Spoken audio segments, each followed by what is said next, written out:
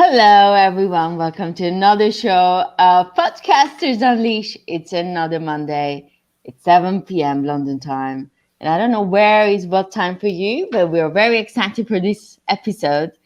We're going to talk about climate change and why we need to care. But before I give the introduction, I want my co hosts to introduce themselves.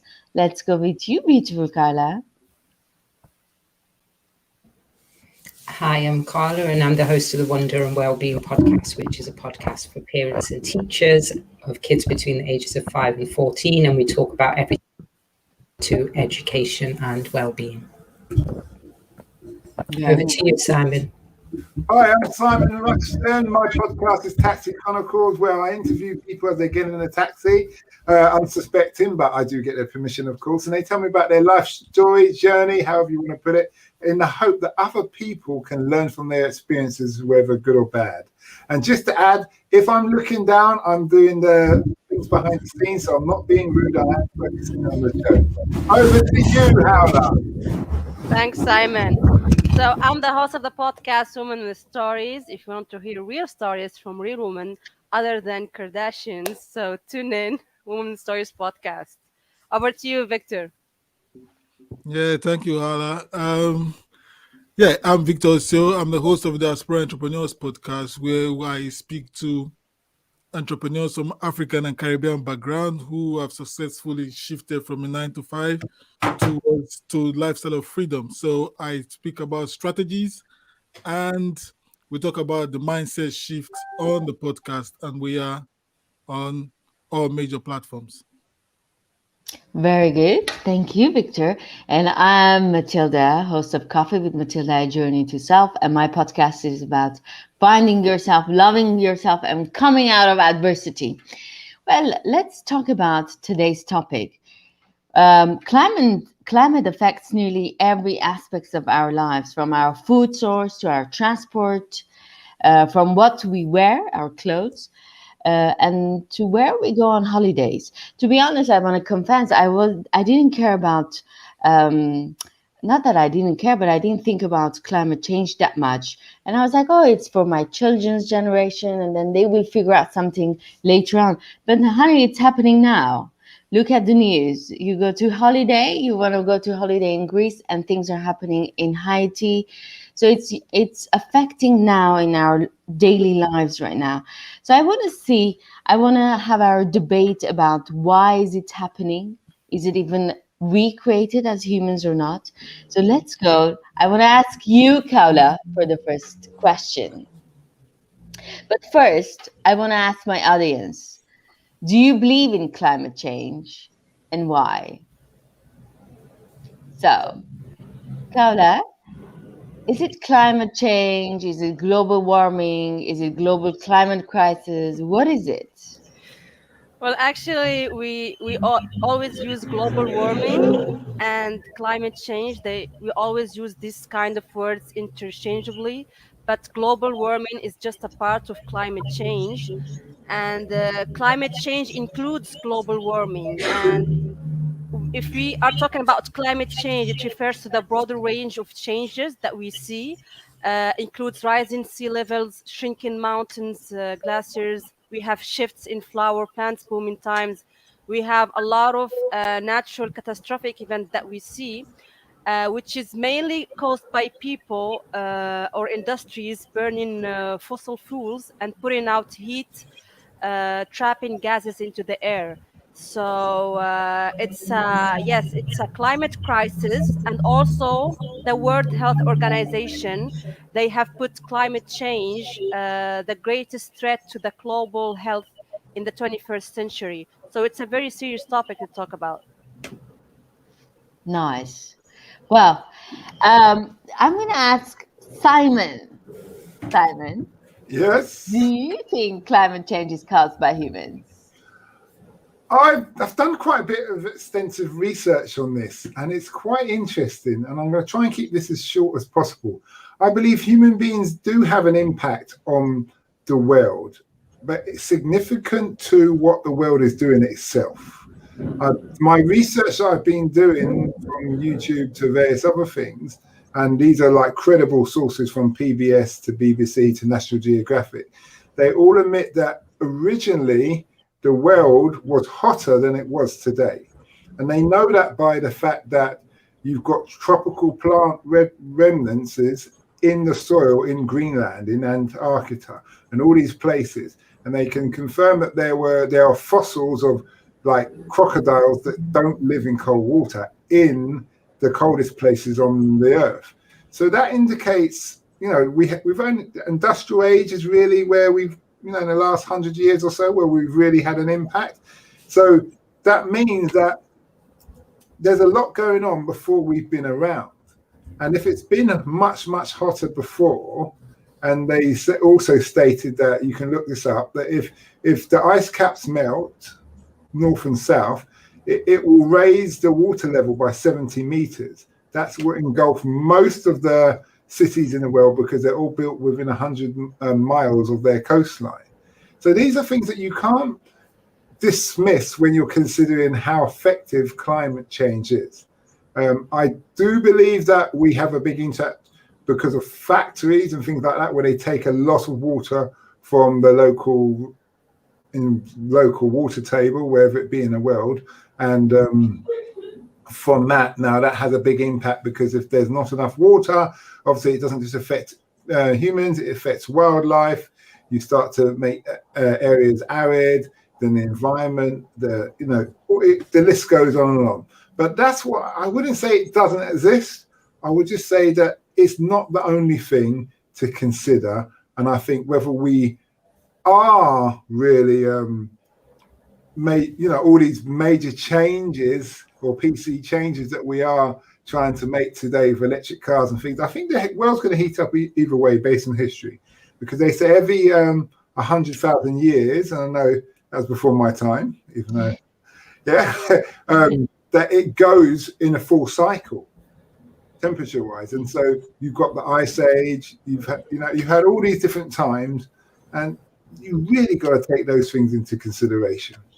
But back to you, Matilda. It's nice what you're saying, Simon, because when you listen to the media, you start feeling guilty when you're starting using your lights, because they're constantly saying, "Oh, we're causing all this global warming," and you're like, "Okay, like, shall I shut it down?" But it's nice to have this information that, anyways, the Earth is warming itself, so it's not like we are doing everything on its own. But I'm sure that there are ways. That's why I want to ask Carla. Just to add, in the 70s, I believe it was the 70s, the oil companies, the big one, decided that they wanted everybody to be using oil.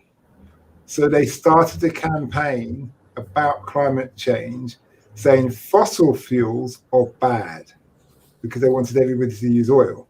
Mm-hmm. Then later on, it came to bite them in the ass when people start to realize that their oil industry has an impact on the environment. But those were the ones who pushed the agenda. Those were the ones who financed politicians and professors, because we all know professors are the universities they work at pay their wages, and big corporations give money for certain rhetorics to be pushed. And there's this significant guy who worked for, I think he's the president of one of the oil companies, and because he pushed this agenda, he got a 400 million bonus in 1 year. Oh, wow. So when you think of that, it may not just be that we as human beings are, the agenda was started on the basis of finance. That's what I'm saying. But back to you. Interesting. So we're not that evil. So, Carla, my question to you is, what are the main threats of climate change? I want the audience to really understand what we're talking about. Well, I think basically what we're talking about is us being forced to make changes. That's the reality of it. It's when the climate is changing, it's changing everything to do with the natural environment. And although we've created our own world, we still heavily rely on and are affected by the natural environment. So rising sea levels means that when you have cities and places that are built at sea level, that those places become put underwater in a very short period of time. And it probably in places where there hasn't been a plan put in place for those people to be moved away from there, or they don't want to move away from there. You've also got things like changes in the weather. So we've got droughts, we've seen forest fires, haven't we, this year, in places that we haven't seen them before, droughts, storms, glaciers melting, and, you know, all of the animals and the infrastructure around there being affected. But the biggest threat to humans, I guess, is that we have to change. We have to respond to the changes in the environment. And where we've planned long term to have certain places in certain cities or certain activities in places that we want to be, we then find that we can't be there. Or when we've got long-term plans that are suddenly changing at the last minute because of wildfires or heat waves and storms and flooding. And we saw even in Europe this year, there was lots of flooding. Sometimes people lose lives, but actually more than that, what they lose is their sense of security and I guess their sense of feeling in control of the environment around them, which can be quite disturbing. That's what we're seeing at the moment. We do see also places just being flooded to the point that no one can live there anymore. So that's the main thing. And the loss of species, animal species. But I think overall the emphasis needs to be on humans. That's one of the issues I have with climate change, is that there sometimes is too much emphasis on animals and dolphins and pandas and things like that. And it's not that we shouldn't care about that, but as humans, our first responsibility is to other humans. So we can't ignore whole populations that we see as not important, you know, in certain remote countries, but then go running around trying to save pandas and elephants and things like that. That's one of the things that I don't agree with, but we can talk about that later. Back to you, Matilda. Lovely. Thank you, Carla. I want to ask the audience again, whoever is joining us now, do you believe in climate change and why? Please share your ideas. We'd love to hear it. So my next question is to you, Victor. You're very quiet today, so I need to ask you a question. Just to jump in there, we've got a comment from Sasha. He said, climate change is just a fact, not a belief. Now, Nice. Sasha, if you want to give more supporting evidence and comments or reason why you believe it's just a fact and not a belief, feel free. Back to you, Victor. Yes, Victor. So how is climate change affecting animals? From an African perspective, because I've not seen a lot in London, so not have I seen a lot of animals. You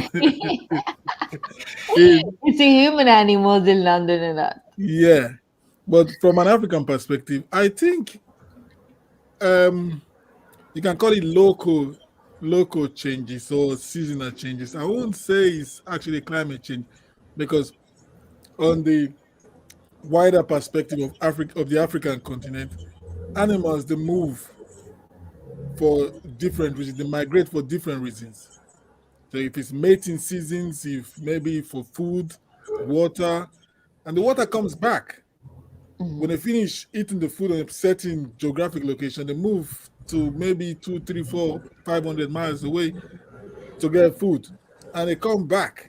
So where climate change or changes may actually affect them, where they go dispersed, is whereby they move for maybe for water, for mating, and when they come back, there's an infrastructure right there, an infrastructure development going on right there. They can't come back to that same location anymore. That's where they become endangered. That's where we start killing them. That's where they become exotic meat or exotic, that get exported to different parts of the world. So for me, and Africa has 1/5 of the world land mass, and when it comes to species, wildlife, are like 20% of the total population of the planet. So, and according to the African Wildlife Foundation, you see the carbon footprint or the emission that is being produced in the African continent is like less than 3% compared to the world. So even the one caused by China is more than the whole Africa put together. So these heady landscape, this 20% land, um, this 20% landscape of the world helps to helps to absorb the carbon emissions. So their intactness is not only vital for the survival of wildlife, but necessary for building resilience to um, to the climate change. But you see, from we Africans, so some of us that reside in Africa, when we come to the West and we hear climate change, we're like, what is going on here? We have rivers that dry up for certain season and they come back. We understand tides. That tides, I think when they flow west, they dry up, and in the evening they flow back up and they like come back to where it's supposed to be. So we understand those changes in the natural habitat. So when we hear climate change, and it's like a big deal, like, hold on a minute, something is not really right here. So when it comes to animal, I know that there's so many factors that affect the migration of animals. So I won't say, oh, wait, what really affects animals are the oil companies who cause oil spillage in in the ocean, let me say in the Atlantic Ocean, in the river banks. These are what actually cause more harm to the climate. These are what we understand as climate change, because we can't fish here anymore. We need to move. I'm going to ask you something. Victor, do you believe in climate change? Uh, yeah, and no, because I think what Simon answered the question, you think it's caused by human. I believe most of them is caused by human, Yeah. because of large corporations who wants to actually do some stuff without giving to without actually caring about what is going on, or the mess that they left behind, or their business practices. But sometimes I feel this is just a natural evolution. Mm. It has nothing to do with how we live our day-to-day life, even though the population is growing. But in Africa, it's just something that needs to be looked into in our own way. Okay. Very interesting. Let's ask Kaula. So just to add in there, only 10% of African population has access to electricity. Now that survey, How is well, that possible? yeah, well, it's easy.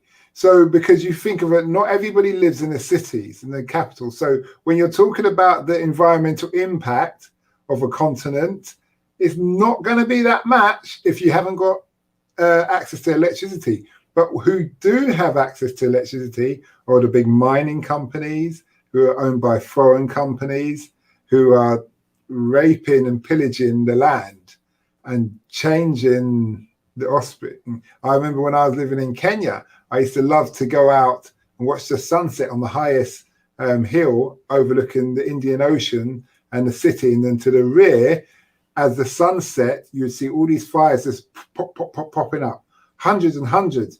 And because everybody knows it's nighttime now, so they need to get their fire going and what have you.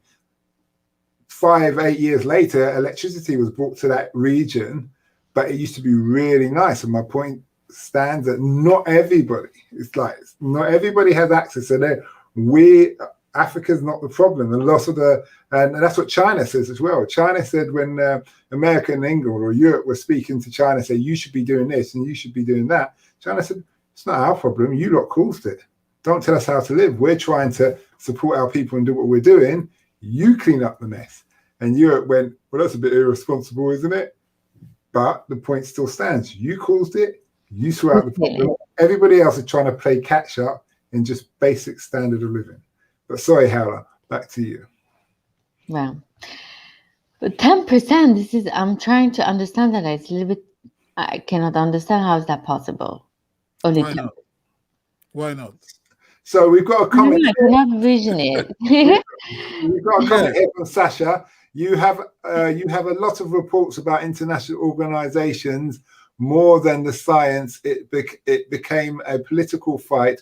All cities in the USA have plans to adapt to the climate change, and it's not only about the rise of the ocean, but agriculture migration. It's about to survive for a lot of people in the world near the future. Thank you for that, Sasha. And it also, just to add to what Sasha's saying there, if you think where they say, oh, cows produce more greenhouse gas than many other things now, so we should all be vegan, it's like America used to be covered in buffaloes, but man came along and killed them all. So if you don't eat meat, they'll just come back. What are you going to do? Start slaughtering them just for argument's sake and not eating them? Or are you going to sterilize them and stop them from You're going to offend a lot of vegans that they're listening now. Yeah, no, it doesn't matter. They can say what they want. I'll come and bite them. I'm in LA now. A lot of vegans around me. You know, it's the trend. And we got another comment. Sorry, MS. Nice to have you here today. And by the way, Sasha, thank you as usual. Very true, Simon. And we've got another comment from Sasha. I think you don't realise how it's important. It's the most important subject in the international think tanks before energy, just after. But everything is connected. And we've got another one from MS says the climate, change is down to the government as they permit all that goes on. Very true. Back to you, Matilda. So now I want to ask Kavla, I want to see how climate change is affecting people. I mean, what is your take on it, Kavla? First of all, do you believe in climate change? Yeah, we cannot hear you. I say, like, it's hard to believe about climate change when we live in Western world and we don't see the misery that is happening in the third world countries, like Victor and Simon pointed out, in Africa. And also the trade that is happening between Western countries and African countries. For example, I have seen a shocking documentary investigation about the phosphate fertilizers, and how France, they are buying these phosphate fertilizers from Morocco so they can cultivate the potatoes here in France. And the shocking is in Morocco because it's the largest phosphate reserve. These waste from these industries are discharged daily into the sea and the air. And these toxic emissions reach people who live in that area near those phosphate industries. And a lot of children get a lot of diseases, and a lot of families there, they have diseases related to respiratory system, brittle bones, asthma, allergies due to these phosphate fertilizers. And France didn't know about that in the beginning, so they conducted investigation to see. And also in the potatoes that France is selling to people, there is a high rate of codium, which can lead to kidney failure. So I don't know who are benefiting in this whole trade thing, because even in France, people are not eating healthy, and even in Morocco, they have seen the consequences. So who is winning in the whole trade situation is the government and the third parties. So it's really interesting to see that even people who is claiming that they are vegan and we need to consume more vegan products, we need to eat more vegan, but do you know how also agriculture and what agriculture are using? And even if it's bio or all of us are encouraging this, but we need really to conduct investigation to see what we are really eating and what are the fertilizers that agriculture are using. It's very important point to really understand this kind of area about veganism and our other industries. Just a comment from Sasha. In less than 50 years, agriculture will adapt and we will eat less meat, and it's not per choice. Now, I would debate that to say it depends on where you live in the world, because certain cultures just live on meat and blood, or milk and blood. You're not changing their diet in a rush, because they used to fight lions and things like that. We've got another comment from MS. Said it is important, but life can't reserve, so can't undo what is done. Just learn from errors. Also, we no longer refer countries as third world countries; they are developing countries. Okay, thank you for that. Sasha says, excuse me. Morocco. Oh, thank you. Morocco have very good plans for the climate change. It is the example of how a country could manage correctly the future. The situation is really serious in that part of the world. And we got Mike. Mike, nice to have you here today. Infrastructure development and climate change migration are incompatible ideas in Africa. So there's yes, Mike. That is something. Feel free to expand on that comment, Mike. But Mike, we need to start looking towards more sustainable solutions, whereby infrastructure and climate change can actually like marry.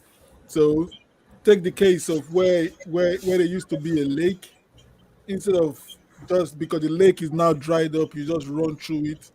And we should start finding ways to even through the forest to like link up two great cities together, going through the forest with like a four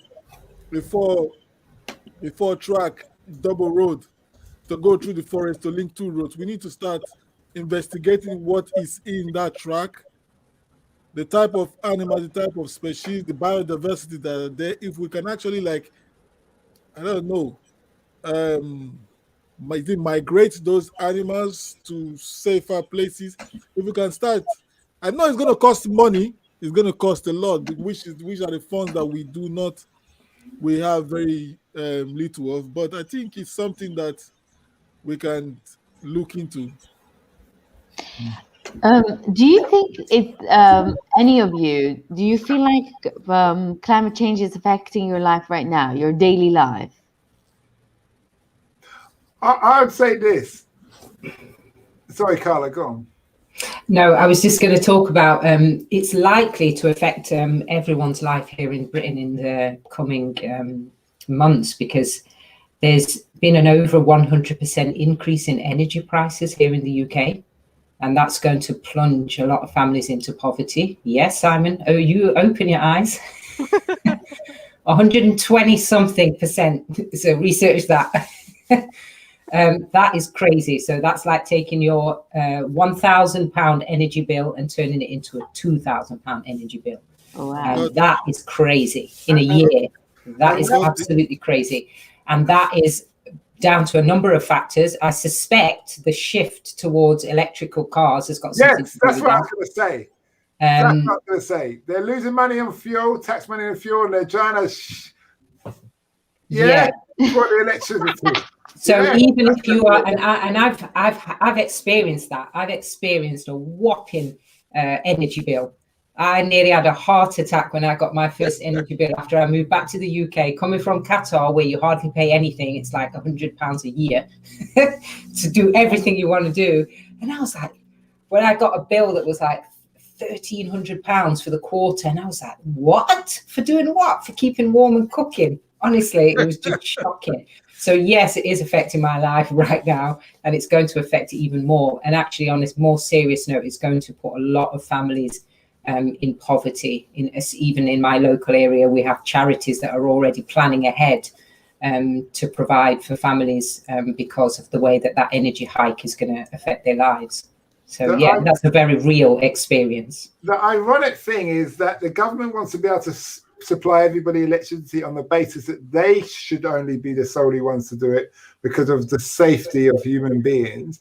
But if you go to the country like the Falkland Islands or Cyprus or various places where every house has a solar panel, and in the Falklands they also have a solar panel and a wind turbine, and because they're so spaced out and it supplies their needs. So you could argumentatively do the same in London. And I believe people will start to find ways of creating their own electricity to charge their cars or do whatever secretly. And the government will try and do a clamp down as if they're drug dealers. Yeah, I think that's the issue, isn't it? That one of the issues is when the populations get so big that people are no longer able to be self-sufficient, and then you get large corporations that come in to regulate and centralize everything and take over and control water supply, the cleaning of water, the supplying of electricity and all of that. There's a lot of injustice that happens. Yes, there are lots of advantages, like here in the UK, you turn on a tap, you get clean water, you can drink it and everything, but you have to pay for that. But also you can't regulate those companies. The public don't get to regulate them or get to know how they're working, or even get to know why there are these huge increases or what they're doing. And not everyone has access. That's the thing. So they say that they're controlling, the supply and all of that. But if you don't have the money, then you get your electricity cut off, gas cut off, your water cut off, whatever. So there is a lot of issues with, although we say that we're developed countries, there are some issues in developed countries when it comes to economics, because if you have the money to pay, then you have access. If you don't, then you go without. You freeze. Old people freeze to death in the winter here in the UK. Oh my God, that's terrible. Not all of them, but some do. Yeah, very soon we'll start importing generators to like help us or burn firewood, on the back of the house. Well, it's not. It's what's happening now in Lebanon, for example. They don't have access to electricity all day, so they need to have generators in their house to continue the day. So because this is terrible. Yeah. So you tell me, Kaula, as a single woman in Paris, how is climate change affecting you? I mean, it's the same as Kaula too. For example, besides the bill. No, of course the bill is rising, but not as the same as UK, but it's really increasing very, very high. And also in Paris, they are trying to make compromise. Yesterday, it was a day where there is no cars in Paris. So they want to reduce the pollution in Paris. They are trying to do certain things to reduce the pollution in the air. And I do feel the difference, for example, when I go to near Swiss borders, and when you go there and you see the fresh air, when you come here, it's very different. Even the air that you breathe is different. So, of course, it's going to affect our health. Okay, so I want to ask Carla, what do you think is the solution for the climate change? And also, I want to ask the audience, please let me know where you guys are coming from and what is your country doing for climate change. Back to you, Carla. Yeah, I think there are lots of solutions. I think on a personal level, I think one of the things we have to do is we have to be willing to support green energy companies. So green energy companies, they are often more expensive, but as we know, they're going to be expensive in the short term until people support them. If you support green energy companies, and of course, because of a lot of the corruption and greed and all that we see in corporations and stuff now, you need to do a little bit of research into the company, find out what their ethics are and all of that kind of stuff, and support those that are promoting green energy, solar power and wind power and all of that, because that would provide humans with clean energy long term. But in the short term, it is going to cost a bit more money. If you've got money to invest in solar panels and things like that in your house as well, you can do that. And I know we had a comment in one of our audience members is talking about using energy efficient appliances and bulbs and things like that. Reducing your consumption is always a good idea as well, so that you're contributing to an improved system in the world. But I think overall as well, we have to be willing to work more in harmony with nature. I know Victor was talking about building roads through, trees and things like that. I think we have to support companies that are coming up with ways to build and to improve infrastructure, but without destroying too much of the natural environment.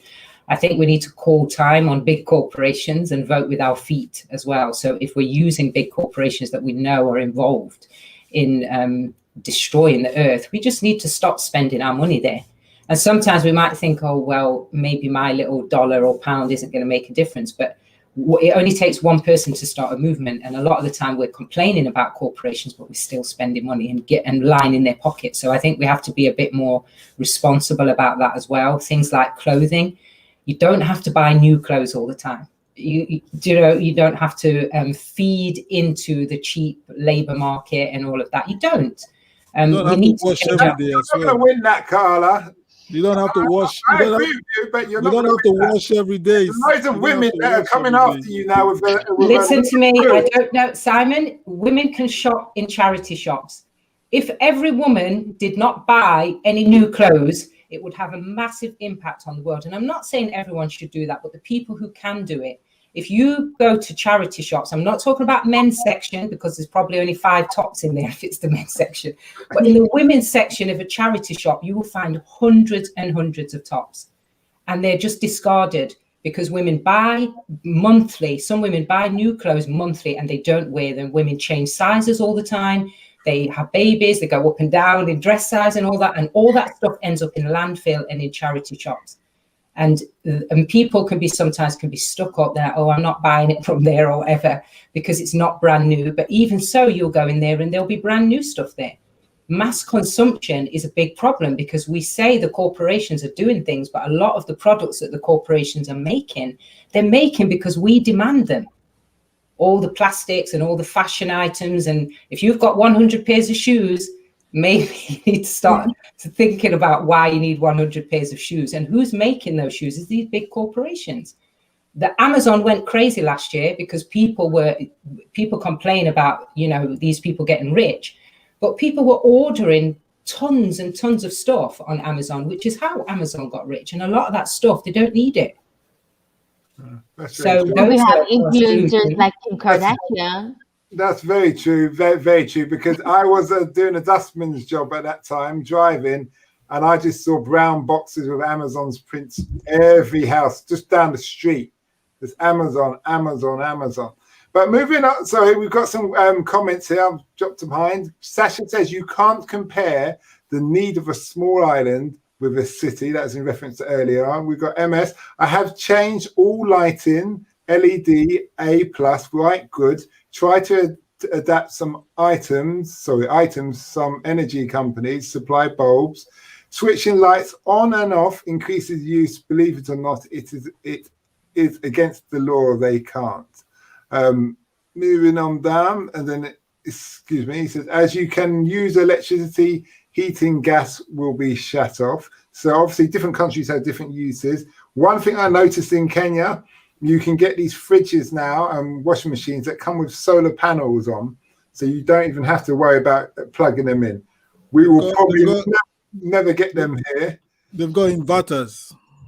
Yep, thank you.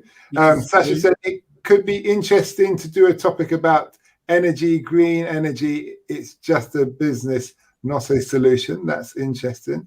And the final one for now, I learned a lot about it as I worked with an energy company, MS says.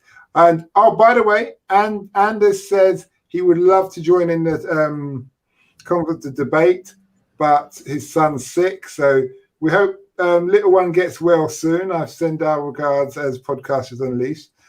Back to you, Matilda. So I want to ask Victor. We heard about your debate earlier on and about Africa as well. So that's why I want to ask you this question. Do you think should climate change matter in every country or no? Yeah, I think it should. It should be a basic. Should be among the basic human rights stuff because we need to be more aware of our local environment. It needs to matter. It needs to matter. It should be a high priority because it's sometimes when this change happens, if it's natural, it's bearable. If it's natural, it's bearable. But when it's man-made, the shift is so great that it is unbearable. You see people just move. Again, I come from a Niger Delta in Nigeria where predominantly apart from being the oil base in Nigeria, but predominantly local people are fishermen, farmers, and they just go about their normal businesses. So when things change in the environment and they can't go farming anymore, you see the young men, young women. Not everybody wants to go to school. Not everyone wants to get educated in the Western way. They just want to get they just want to learn poetry. They just want to be apprentice. And when they graduate after 2, 3 years of being an apprentice, go into and start their own trade. That is it for them. But now when it comes to going into their own trade, they can't actually like start up because the environment has changed. They need to start moving towards urban areas. And when they can't find work in urban areas, then they start thinking of different stuff to do. Maybe why don't we just jump on a boat and come to Europe? You get so you see the long chain of how these things play out. And we'll be here watching BBC or CNN. Oh, look at those people jumping through the Channel Islands or trying to make their way to France or make their way to. You see, we just judge like that. But when we start looking, we start trying to like do some reverse engineering. We understand that these are small stuff that are happening in their villages. They can't survive there anymore. They come to the city centers. They can't survive there because there's nothing to do. And they They come to find a way France. to just move. They go to France. And when they get to France, Boom! They get the money from the government, you and see, life so is good. yeah, Not that yeah. easy, No, Matilda. but Matilda, I No, would debate that because you see look back home and you find out that see, I come here, most times I don't get the type of respect that I'm supposed to get because I have a trade. I don't get the respect that I'm supposed to get. I've been looked upon. I've been given pittance because you think I don't want that. Just I need to work. Why do you allow those things to happen to me and you need to start sending money back home to your parents, your loved ones, and so it is not really. I think climate change should be very important. Local changes and the laws locally should when you notice something going wrong locally, when it comes to the environment, you just like stamp it down, you squash it, turn it off immediately. Very nice. Just some What about you, comments there. Simon? Thomas says, care is my favorite word in every way, and a lot of people don't care. It's easily sorted if all care. Hi, welcome back, Thomas. Hello, Thomas. And then MS, just a quick note, please. If you're commenting, we love your comments, but can you kind of block your comments instead of having like 5 couple of words as I'm reading them out? Lots of young people who do farming, agriculture and care about their world. And my comments to that would be is that I don't think as the public, we really need to worry about climate change. And my reason is this: the government set the policies. Because they set the policies, they allow the big organizations to produce en masse plastic or whatever. If they regulate the big organizations, as a public, we're just going to use what's available. So if it's produced in an environmentally friendly way, then we don't even have to worry. But most of us, even in the Western world, we're worried about paying bills and doing many things like that. And that's not, you're trying to keep your head above water, as Carla pointed out. What, 120% energy increase? For what? I've got more concerns about how I dispose of my rubbish more than paying the electricity bill. I think the main thing is to do what you can, isn't it? So what Simon's saying is very real. That's people's real everyday challenges. But I think when you can do something, like some of us have a lifestyle that means that we don't need to use plastic. I know I don't need to use plastic. I can use refillable water bottles and I can use glass containers because I cook at home. And I don't need to buy lots of products and fill up the waste bin. We have recycling here as well. So we have a lot of companies that are now using recycled packaging, and you can choose to buy products that are greener and better for the environment and stuff like that. But there was also a comment, it was from Thomas, where Thomas said about care.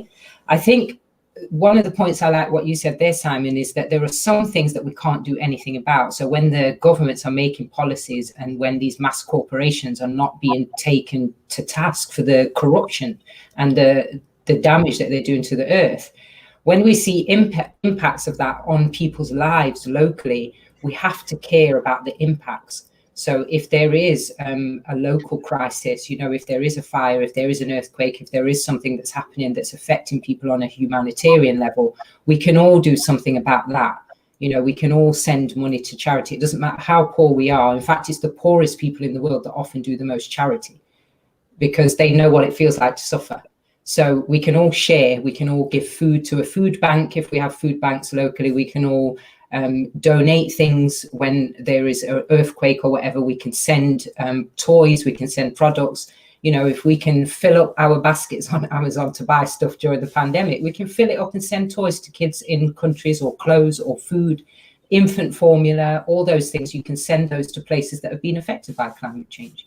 You can join NGOs, you can take part, you can join a charity.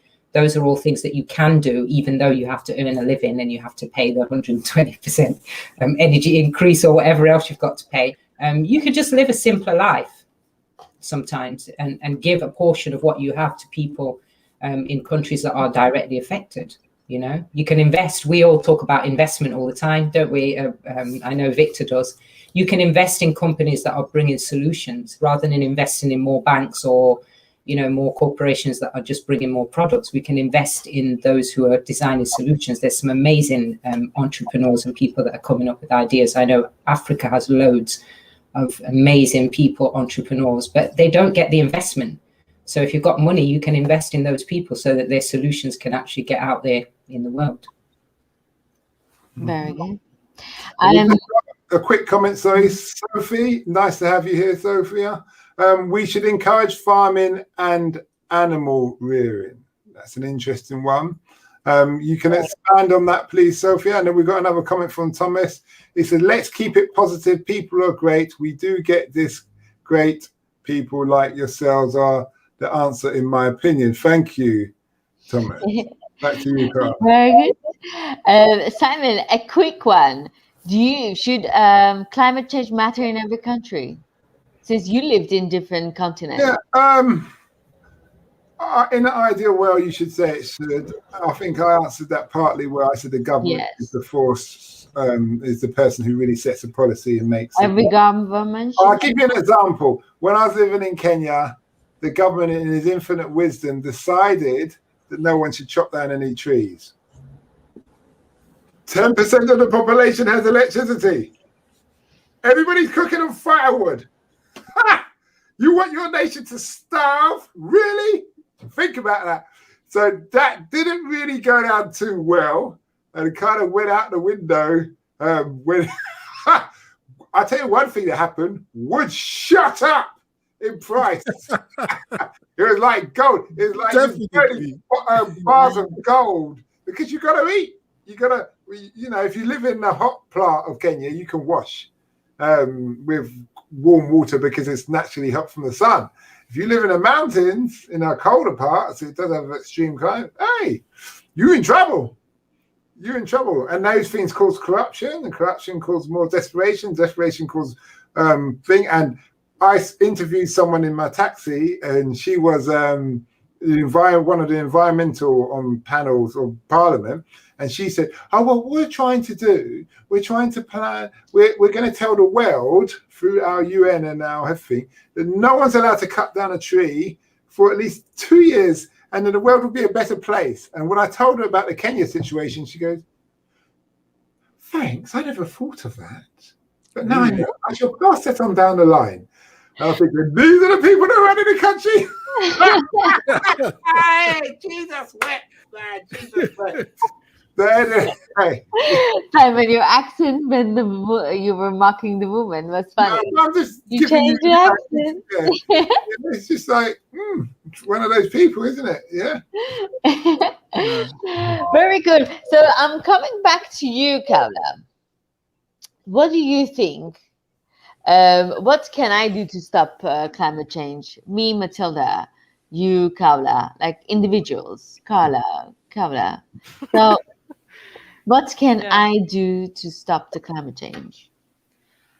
Well, actually, because I thought about it a lot, and the only solution I see that could be practical is just join this community that's near your area, and people who are activists in this kind of area of climate change and want to improve, to have a better world. For example, in my area here, they are doing like small farms, and you can invest in those farms, and you can have portions of vegetables and fruits that are they don't have pesticide, and they don't have a lot of biofruits. So yeah, actually, just look around your area and see where people are, the people activists around your area, and start from there. And also, like Carla said, reduce food consumptions, reduce clothing consumption, and all this kind of stuff. But the major part that Simon has said too, it's about the big industries. They make a lot of profits, and they don't care about the future of our planet. and even like in Paris in 2015, they have done an agreement with all the countries, the Paris Agreement that was done about limiting the global warming. So I don't know if they are going to follow this Paris Agreement thing, and if they follow it, I mean, maybe the world will be in a better place. I don't know. I'll give, But still, I can use my coffee machine. I'll give you an example what a policy the government came up with internationally. Do you remember, everybody's got a mobile phone here? Obviously, we're all partly tech people. Remember the time everybody's chargers used to be different? He said, have you got a charger? What kind of charger you got? No, it doesn't fit. And then one year, it was like everything was the same, apart from Apple. They had to be special for whatever reason. That's an environment, and the argument was there's too many wires in the ocean wrapping around turtles' necks and what have you. And that was a good policy. I agree with that. I still come back to the thing is like this. How many people, if you raise your hand, who's bought a new phone this year? Put your hand up if you bought a new phone this year. No? Okay. All phones need a certain material that comes from the center of Africa. And it's mined out the ground. Now you have to ask yourself, did you really need a new phone? Yeah.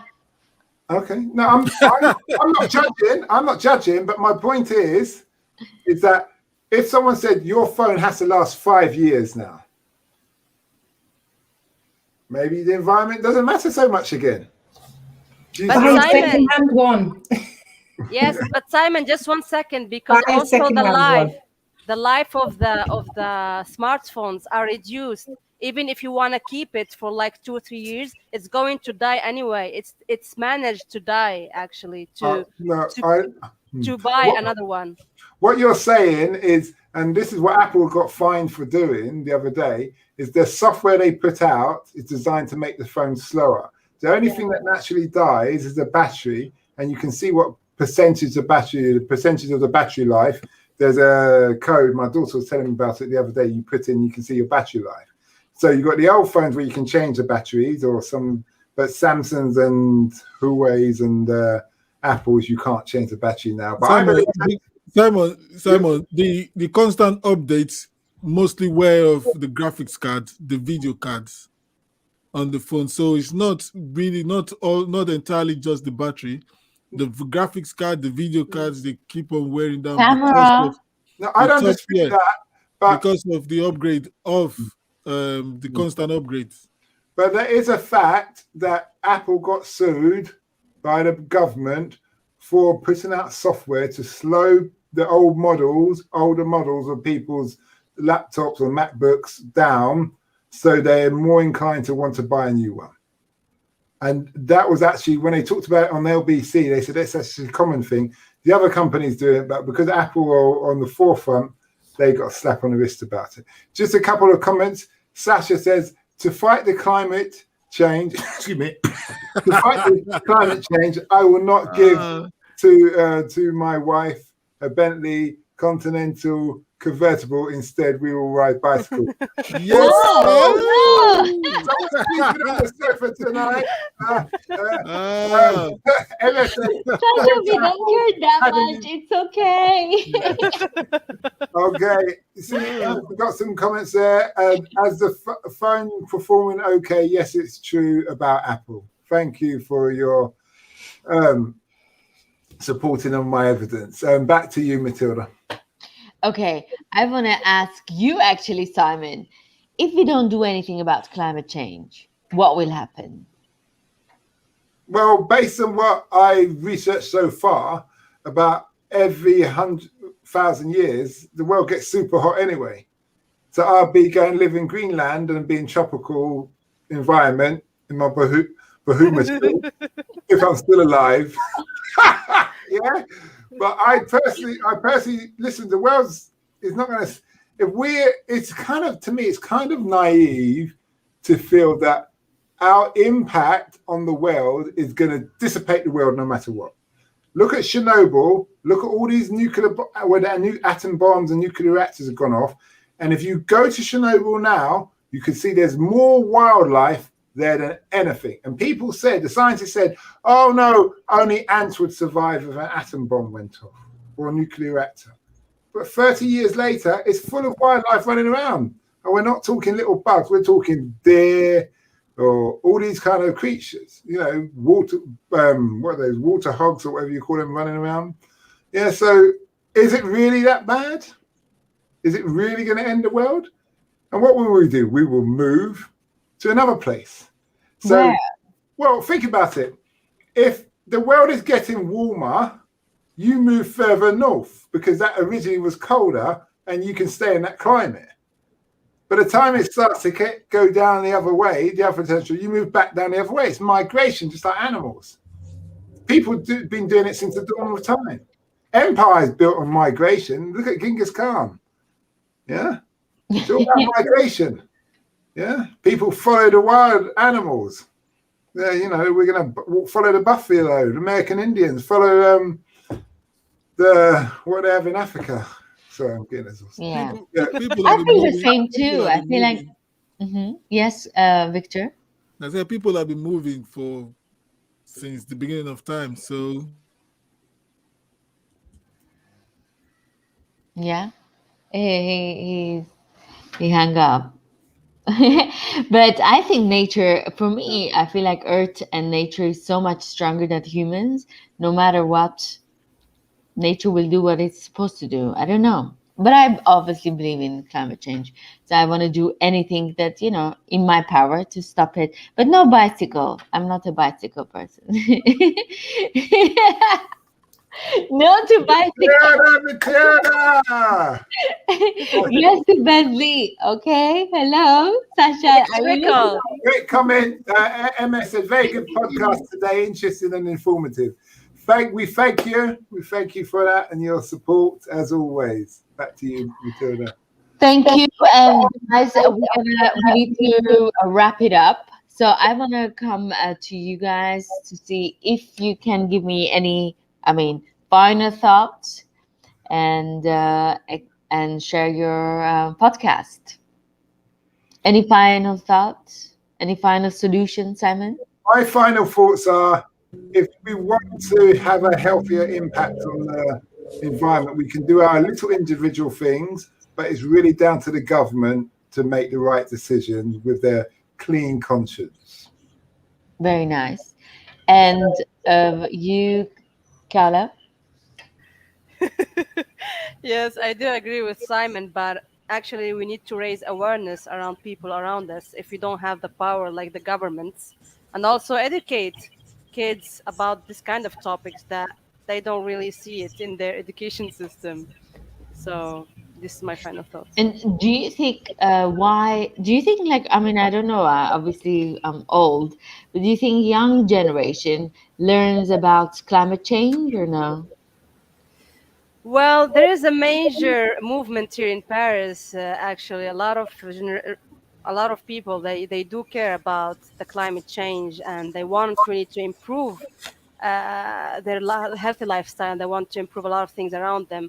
But as Simon said, is also the government has the power, and also people has the power if they get together and they manifest too. Very nice. You, Kala?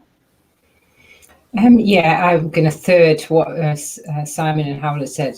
Just do what you can in your local area. Find out what's happening. Be aware of your environment.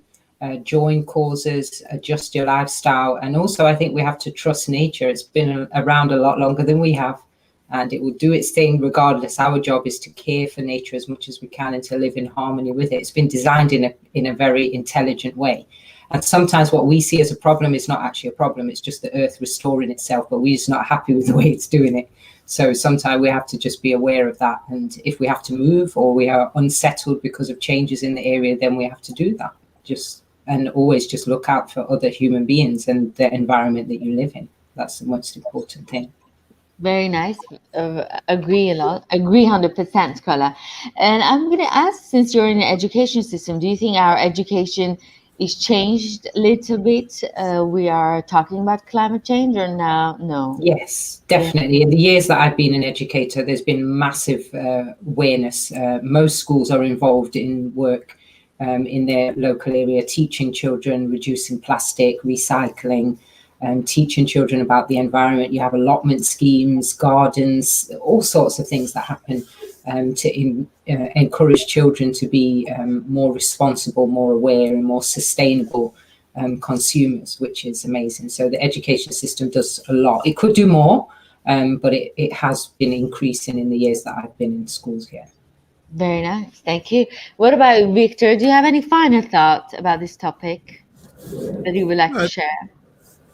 I think it's a full circle. So we need to actually take care of our local environment, because when we do local, we affect global, right? That's a rhyme. But when we do local, when we take care of our local environment, it affects the wider population. So we should be more aware. Plastic, and even though it's cheap, most of the plastic gets dumped, somewhere in the Far East or in Africa. So we should just like find a way to use more reusable stuff, not just plastic. So And since you have children, you have three daughters, yes? I have two and a boy. Oh, very nice. $2 and a half.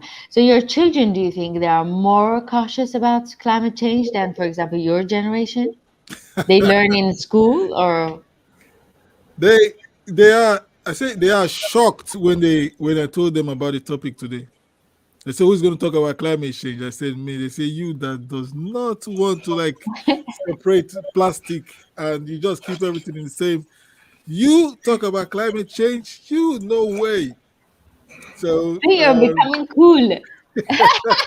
There's actually something in what Victor's saying there, because if you yeah, want to change a nation, you change the young. You don't change the old. yeah. Because They are as more Victor's they are saying, more aware. yeah, They are more they will aware set than a good I do standard. when it comes to like being more responsible. I'm happy Because to hear that. I just shock the bottle. I just shock the plastic bottle away, But they kind of, daddy. Okay, calm down, calm down. Calm down, calm down. So that's it. Very nice. Okay, thank you, our audience. Thank you, Thomas. You always come back and you always give us very good insights about you and about where you're coming from. And thank you, MS. It was the first time I saw you, and it was very lovely. Thank you, Sophia London Omaraka. I don't know if I'm pronouncing right. You're bang on point. Good. So my things are getting better. My pronunciation of the names are getting better. And thank you, Sasha Serge Pakarian, for joining us always. and giving us more topics to talk about and think Sasha, about. Sasha, keep the Bentley as a top choice, not the bicycle. And just to add quickly, we've had these environmental warriors who are young people. They're called champagne warriors because they're usually from very wealthy, influential families. And they've been blocking the motorways, the main roads that run around London, and people have been getting very, very upset. They tried it on the tube down East London, not the best place, and they got beaten. So now They drink champagne? What is it? no, sorry. They don't drink champagne. They're environmental warriors. So they say, we should stop the pollution. So we're going to stop the tube. We're going to stop the cars. And they stand in the way or glue themselves to the road and chain themselves to the trains. So they did it in East London. They got beaten. So now they go to the roads in North London where the richer people, more, let's say, less aggressive people are. And they try to protest. They've got a point when they talk about the environment, but what they should be doing is going bothering the government. What they're doing, they're bothering everyday people who are trying to earn a living, and it's really peeing people off. It's really, really peeing people off. So this is a prime example. If you're going to try and change the world, start with talking to the right people. And start in your daily life, more aware of it. I'm going to be more aware of what I'm doing every day about the lights, and maybe use less cars. Not the type of a car, but less cars. Maybe one day I will learn how to do bicycles. I don't know. But for now, we stick with the car. We're Come in to LA. Paris and you won't Yes. choose a car. Exactly. Thank you, guys. Thank you, beautiful audience. And I want my co-hosts to introduce their podcast and where we can find your podcast. Let's go with you, Carla. My podcast is the Wonder and Wellbeing Podcast, which is a podcast for parents and educators of kids between the ages of 5 and 14 years old. And you can find it everywhere, Apple Podcasts, Spotify, and wherever you listen to your podcast. If it's not where you want it to be, reach out and we can find a way to get it there. Over to you, Howla. Thanks, Carla. So my podcast is Women in Stories Podcast. You can find it on all podcast platforms. And tune in soon for a new episode. Over to you, Victor. Oh, thank you, Hala. Yes, I'm Victor. Diaspora Entrepreneurs Podcast. We just had a new podcast today, which is for men, for diaspora men, because they are dying. They've started to lack ambition, the drive. So go listen to my podcast on all major platforms, Spotify, iTunes, and don't forget to like and share it. Over to you, Simon. Thanks, Simon Rushton.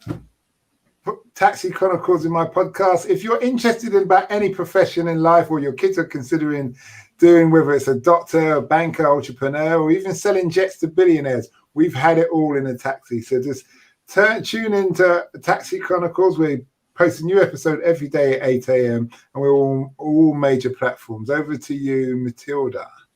And my podcast is Coffee with Matilda, Journey to Self. It's all on podcast platforms, YouTube and Facebook.